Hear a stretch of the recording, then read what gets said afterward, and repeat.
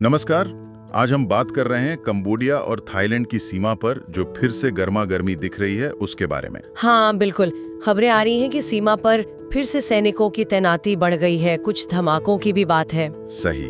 हमारे पास कुछ video scripts के अंश हैं जो इस सिचुएशन पर रोशनी डालते हैं। हाँ, तो आज कोशिश करते हैं इन्हीं के आधार पर समझने की कि भाई ये तनाव आखिर है क्यों। मतलब इसके पीछे की वजह क्या है, पहले क्या हुआ था। हाँ, और आगे क्या हो सकता है। बिल्कुल।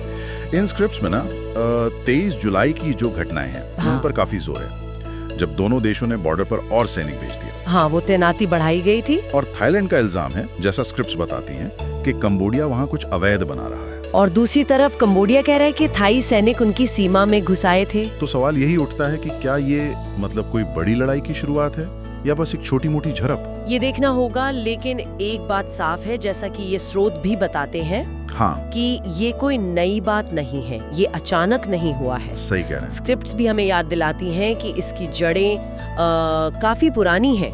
2008 में, फिर 2011 में वो प्रेवे मंदिर वाला जो इलाका है, हाँ, वहाँ तो काफी हिंसक टकराव हुए थे। बिल्कुल।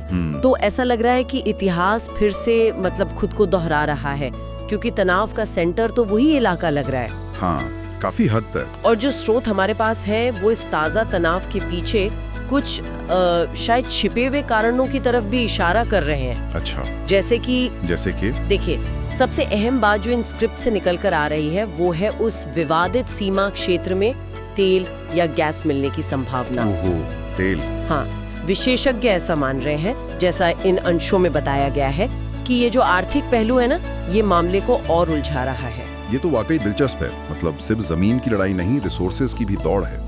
और क्या कारण बताए गए हैं स्क्रिप्ट में? हाँ, दो और बातें हैं। एक तो थाईलैंड में जो चुनाव आने वाले हैं। स्क्रिप्ट्स बताती हैं कि कैसे चुनावों के आसपास ना राष्ट्रवादी भावनाएं भड़काई जाती हैं कई बार।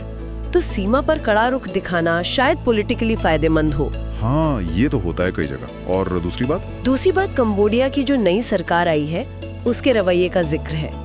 स्क्रिप्ट के मुताबिक कुछ लोग मानते हैं कि वो पहले से ज्यादा आप कह सकती हैं कि मुखर हैं, या शायद थोड़ा आक्रामक। अच्छा, तो ये तीनों चीजें मिलकर तेल की उम्मीद, थाई चुनाव और कंबोडिया का नया स्टैंड एक तरह का विस्फोटक मिक्सचर बना रही हैं, ऐसा इन स्रोतों का मानना है। और इसका असर तो जमीन पर दिख भी रहा है दुखद रूप से।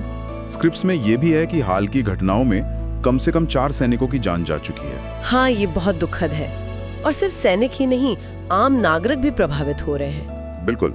सीमा के पास जो लोग रहते हैं उन्हें घर छोड़कर जाना पड़ रहा है। ये पहलू अक्सर खबरों में पीछे रह जाता है। सही कहा। और स्थिति की गंभीरता इसी से पता चलती है। स्क्रिप्ट इस पर भी जोर देती है कि ये मसला सिर्फ एक छोटे से पैच का नहीं है। मतलब अगर ये बढ़ा तो ये पूरी 800 किलोमीटर लंबी सीमा तक फैल सकता है। इसका असर सिर्फ इन दो देशों पर नहीं रहेगा, पूरे दक्षिण पूर्व एशिया पर असर पड़ सकता है। हाँ बिल्कुल, आसियान की स्थिरता पर भी सवाल उठ सकता है जी। ये चिंता इन स्रोतों में साफ दिखती है।